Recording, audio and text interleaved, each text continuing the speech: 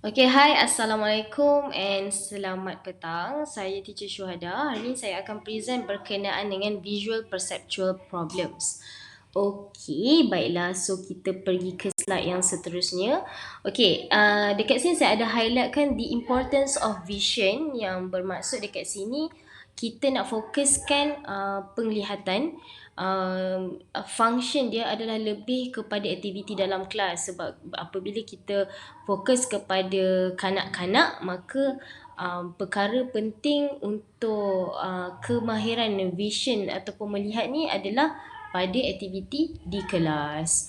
Okey, antara yang ini saya terangkan untuk next slide ni adalah learning related vision problems. Okey, ini dalam pembelajaran apakah masalah yang selalu dihadapi oleh kanak-kanak kebiasaannya berkaitan dengan penglihatan. Yang pertama adalah visual information processing dan juga visual efficiency.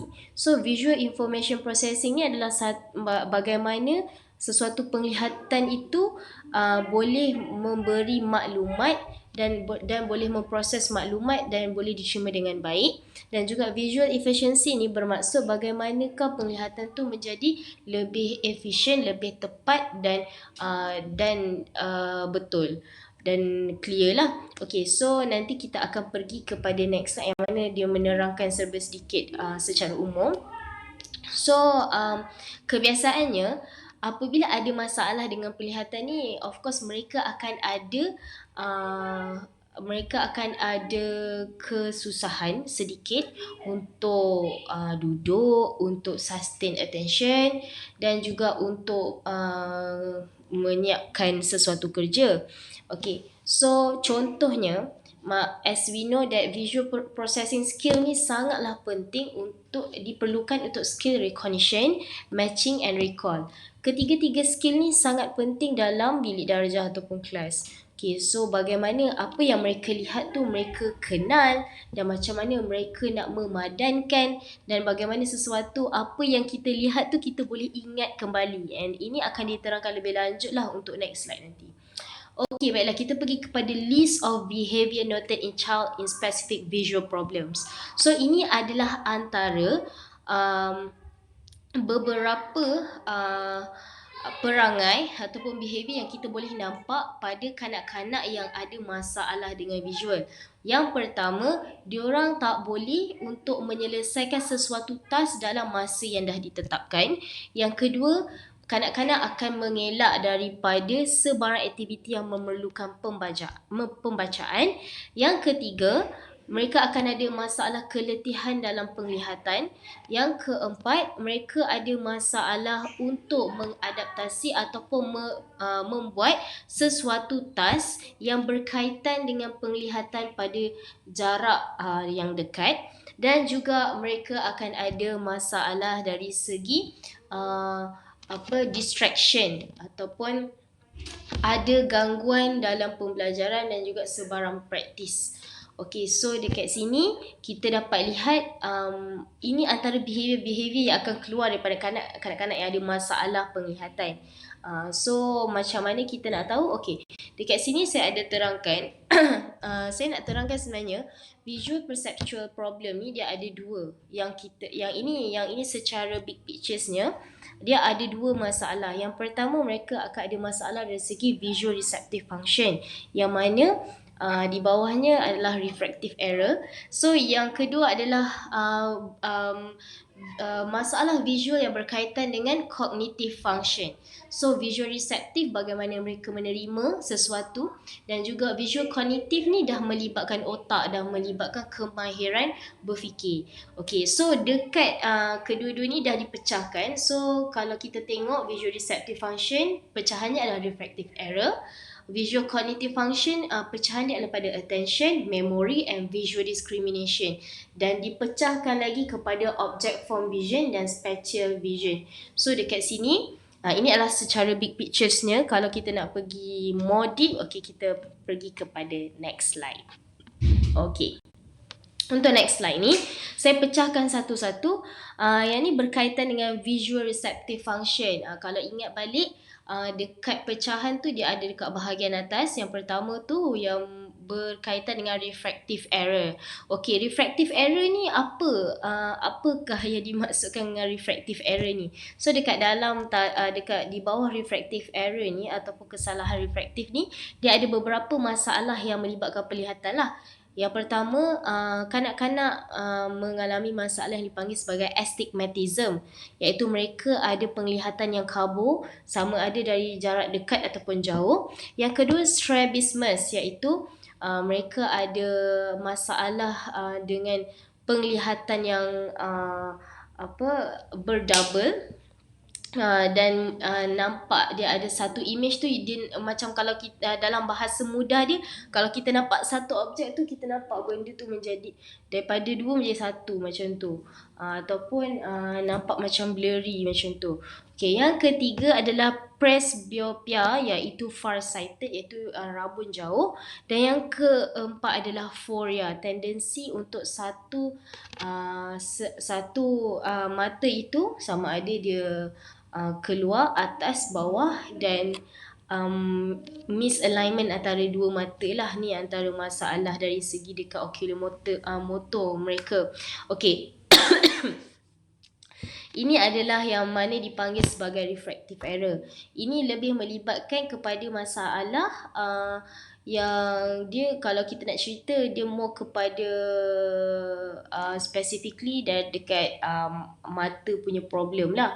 Okay, so bila mata problem, kita punya organ mata tu problem, so inilah dia yang antara jenis penyakit yang akan dilabelkan tu. Okay, so ada 4 jenis lah yang setakat daripada pembacaan daripada buku ni. Okay, untuk next slide pula, okay, kita pergi kepada visual cognitive function. Okay, visual cognitive function tadi saya ada cakap dia dipecahkan kepada 3, iaitu attention. Salah satunya adalah attention. So, ataupun perhatian. So, macam mana? Okay, attention ni dia dibahagikan kepada 4, iaitu alertness, selective attention, vigilance and shared attention. So, macam mana kita nak pecahkan pemerhatian ni kepada 4? Yang pertama adalah alertness, ataupun yang dipanggil sebagai kesedaran. So, bila mana kanak-kanak ni dia ada masalah cognitive function dari segi attention, yang mana kalau kita spesifikkan lagi, mereka ada masalah dengan kesedaran. Okay, kanak-kanak ni akan menunjukkan behavior yang tak ada attention langsung, tak boleh nak sustain attention. Ini mostly kita dah memang faham lah. Okay, so ini diterangkan sikit lah macam over attentiveness ni. Contohnya macam mana kalau over, kanak-kanak ni akan jadi senang untuk distract dengan apa-apa sahaja rangsangan penglihatan, dan juga sentiasa mencari visual yang mereka nak, searching behavior punya visual searching behavior. So mata tu asyik melilau ke sana ke sini, semua nak jadi perhatian macam tu, semua nak menarik perhatian mata tu. Okay, so kalau under attentiveness ni pula, mereka ni dia sama juga, tapi dekat sini adalah susah untuk susah untuk memberi attention kepada sesuatu rangsangan visual, dan juga cepat adapt dengan visual stimulus, dan senang untuk letih. So untuk macam ni dia tak boleh, sebenarnya attention dia tak boleh lama kat sini. Attention dia tak boleh lama untuk satu contoh, kalau dia tengok sesuatu, dia tak boleh nak attention lama, dan dia senang, mata dia senang letih. So ini dan dia senang sangat letih bila terlampau banyak sangat stimulus ataupun stimulan yang ada dekat sekeliling dia. Okay, so kita kepada next slide. Masih lagi di bawah attention, yang mana tadi saya ada cakap kan, yang mana apakah beberapa perkara yang kita beberapa jenis lah di bawah attention ni, yang mana salah satunya adalah poor sustained attention. So kalau kanak-kanak yang ada masalah dengan tak boleh nak bagi attention dan sangat-sangatlah teruk, maka mereka punya activity level tu memang agak tinggi. Maksudnya kena bagi aktiviti yang betul-betul buatkan mereka lebih dia macam kat high level lah. Dia tak boleh aktiviti yang biasa-biasa yang boleh menangkap diorang punya attention. Itu satu. Yang kedua adalah mereka sangat-sangat mudah untuk distract. Sangat-sangat mudah untuk untuk apa? Sangat mudah untuk hilang fokus. Okay, yang ketiga adalah selective attention.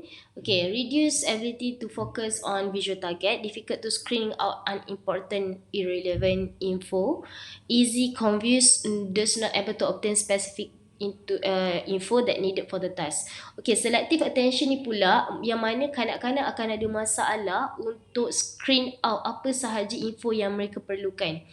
Okay, dia still di bawah, dia still lah sama masalahnya macam distract.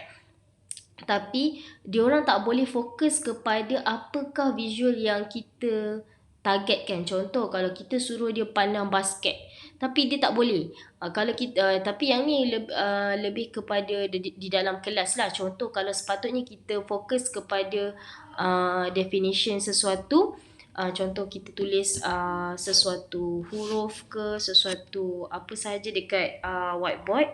So diorang tak boleh nak bagi attention, diorang tak boleh nak bagi perhatian. So dekat sini diorang tak boleh nak screen out apa sahaja poin-poin penting yang diorang dapat daripada apa yang mereka lihat. Apa yang kita suruh tengok diorang tak boleh nak tengok, tapi diorang pergi tengok benda lain. Macam tu. Itu yang bahasa yang lebih mudah dia lah. Okay, untuk vigilant pula, reduce persistence on visual tasks, and then cannot yang ini. Okay, kejap Okay, untuk vigilance ni pula, ini adalah kanak-kanak yang tak boleh nak persisten dalam apa-apa sahaja visual task lah. Okay, dekat sini kalau lagi kompleks sesuatu visual tu, diorang ambil masa untuk interpret gambar apa sahaja yang mereka lihat tu. So ini dia, that's why kenapa dia di bawah cognitive function, dia melibatkan otak berfikir. Sebab yang mana mata mereka tidak boleh nak register apa yang mereka lihat, disebabkan salah satunya adalah berkaitan dengan kognitif lah. Okay, dekat sini bila mana lagi kompleks gambar tu, lagi susah diorang nak faham, lagi susah diorang nak dan menjadikan visual process tu menjadi lebih lama. Contoh kalau kita tanya, okay, apa yang awak nampak, dan maybe diorang susah sangat untuk describe apa sahaja visual yang ada depan mata. Okay, so untuk next slide, kita pergi kepada visual cognitive function, iaitu di bawah memori. Okay, memori ni yang apa-apa sahaja ketidakbolehan untuk mengenal ataupun mengeluarkan sesuatu info berkenaan dengan visual yang dilihat tu, dan selalunya kita akan simpan dalam short or long term memory kan. Tapi ini adalah mereka sangat-sangat susah untuk keluarkan apa sahaja mereka tahu tu melalui short or long term memory. Memang problem dekat sini. Dan juga ketidakkonsistenan untuk tak konsisten untuk recall balik apa aktiviti yang mereka pernah buat. Sekejap ingat, sekejap tak ingat, dan tak boleh nak relate sesuatu benda dengan apa yang dah dibelajar pada waktu tersebut. So dekat sini dia lebih kepada memori yang melibatkan bila visual tu dilihat, okay, diorang tak boleh nak ingat balik apa. Contoh kita boleh bagi contoh aktiviti dalam matching kan. Okay, kalau kita buat matching aktiviti yang mana mereka memerlukan contohnya kita nak suruh diorang padankan pattern. Okay, kita bagi 3 pattern, 3 segi, 4 segi dan juga bulat. So bila kita suruh kanak-kanak tersebut untuk memadankan balik, selepas kita ambil semua ketiga-tiga shape tu, and then kita tengok sama ada mereka boleh mengingati ataupun tak sequence yang dah diberi sebelum ni.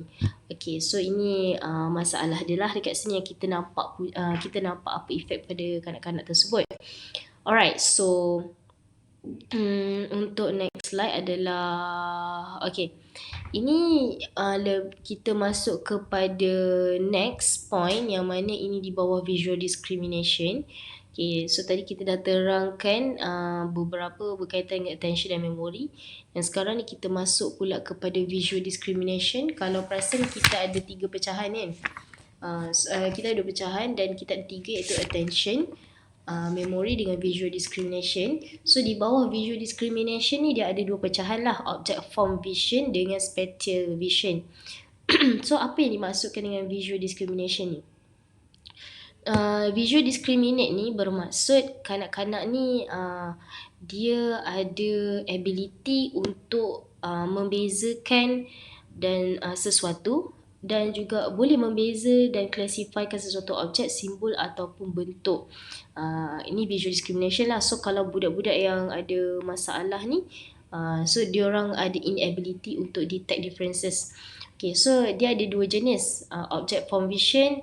Okay, ini kebiasaannya dia akan highlightkan 2 perkara lah, iaitu yang melibatkan visual closure deficit, yang mana diorang tak boleh nak bezakan sesuatu, tak boleh nak interpret sesuatu gambar tu bila benda tu tak complete. Okay, yang kedua figure ground deficit, ini yang melibatkan ada background, so diorang tak boleh nak detect yang mana satu belakang, yang mana satu depan. Ni mostly dekat gambar lah yang kita akan perasan. Okay, so kita pergi next slide yang mana visual discrimination bawah spatial vision pula. Jadi kita faham object form vision dari 2 perkara kan. So untuk spatial vision ni, apa yang kita akan nampak masalah-masalah ni adalah mereka ada difficulty untuk discriminate objek antara objek. Antara replacement in space. Okay, bermaksud kalau ada ruang tu diorang tak boleh nak tengok contoh objek tu dekat sebelah-sebelah, tak boleh nak discriminate, tak boleh nak membezakan objek tersebut. Okay, itu teruk sikit lah kan. Okay, yang kedua, kalau dekat sekolah letter reversal in writing and confused with sequence of letters and numbers. Ini kalau kita tengok dekat kelas, kalau perasan ada kanak-kanak yang ada masalah untuk membezakan B dengan D, P dengan Q, tak tahu sequence 1, 2, 3 ABC depan ke belakang. Itu antara masalah-masalah dia. Yang ketiga, apa ciri-ciri spatial vision punya problem adalah susah nak faham directional language. Contoh, kita cakap mana atas, mana bawah, mana tepi, mana kiri, mana kanan. Okay, itu pun masalah. Yang keempat, kita akan nampak kanak-kanak yang ada masalah dengan bahagian spatial vision ni, yang mana mereka agak delay dari segi gross motor skill dan juga motor planning. Sebab bila mana diorang tak boleh nak discriminate apa sahaja yang berkaitan dengan, ialah contoh macam kita faham mereka adalah susah untuk membezakan sama ada shape, objek, apa sahaja yang berada sekeliling mereka. So of course untuk membuat apa sahaja yang melibatkan skill motor kasar dan juga motor planning yang mengikut sequence agak susah untuk mereka. Okay, dan agak lambat. Dan juga the next one adalah decreased depth perception, yang mana ini kalau kita nampak kalau kanak-kanak susah nak bagi refleks pada contoh lah. Ni contoh yang personal adalah untuk catch ball. So sangat delay untuk menangkap bola, tak boleh nak agak kedalaman sesuatu. Contoh kalau kanak-kanak turun tangga pun boleh jadi. Kalau ada ruang, contoh macam kita perasan kanak-kanak kat sini, kalau kita akan nampak diorang ada masalah takut untuk turun tangga sebab diorang tak pernah agak kedalaman setiap anak tangga tu. Okay, ini merupakan problem in depth perception. So yang kedua adalah confusion about right and left. Okay, tak tahu nak beza antara kiri dan kanan, dan juga topographic problem. So topographic problem ni bermaksud contoh, salah satu contohnya mereka tak ingat jalan balik. Kalau dah keluar, contoh macam ada kanak-kanak yang diorang dah selalu pergi center, tapi kadang-kadang bila tengok pintu center pun masih tak kenal lagi, tak boleh detect, tak boleh tahu kat mana kelas, kat mana gym, kat mana, tak boleh tahu. So kalau rumah of course kan, diorang tak boleh ingat jalan balik, jalan rumah. So ini akan menjadi masalah lah kepada anak-anak ni. Dan kalau yang melibatkan perkara yang macam ni, ini dinamakan sebagai topographic problem. Okay. So, siapa yang biasanya akan didiagnose dengan problem and visual perception ni? Okay, kebiasaannya kanak-kanak yang menghidapi retinopathy of prematurity, ROP. So, ini biasanya kita akan lihat daripada baby lagi. Yang kedua, cerebral palsy. Yang ketiga adalah DCD, developmental coordination disorder, autism and dyslexia. So, kanak-kanak, 5 jenis kanak-kanak ni yang dah didiagnose dengan kelima-lima ini, kebiasaannya mereka akan ada masalah dengan visual perception. Alright, so untuk slide yang terakhir ni saya akan terangkan apakah kesan visual perception problem ni pada performance skill dan occupations. So ini adalah beberapa major, empat major problems yang kita akan dapat lihat, of course dari segi pembacaan. Macam tadi saya bagi tahu, susah nak membaca. Kalau diorang tak boleh nak discriminate setiap huruf, apatah lagi untuk membaca. Akan ada confusion, akan ada masalah blurry vision, tak nampak huruf bercampur aduk. So susah nak faham, susah nak retrieve the info, nak retrieve that info tu daripada short and long term memory kan. So itu dia problem. So untuk nombor 2 lah problem in spelling. Okay, problem in spelling ni memang masalah lah sebab spelling melibatkan huruf, alphabet. So bila mana mereka ada masalah untuk discriminate antara setiap huruf tu, of course dia akan jadi spelling problem. So yang ketiga adalah masalah dari dekat matematik lah, problem untuk saya tekan matematik. So matematik memang memerlukan vision skills yang sangat-sangat tinggi sebab dia melibatkan simbol, dia melibatkan sesuatu yang memang bukan gambar. Okay, dan yang seterusnya lah problems in handwriting and visual motor integration. Ini of course seperti yang kita tahu, bila mana mereka ada masalah kesemua ni, dan the core is mereka akan ada masalah pada penulisan. Okay. So ini adalah secara ringkas yang saya terangkan berkenaan dengan topik saya pada hari ini. So harapnya bermanfaat. So itu saja pada saya. Sekian, terima kasih.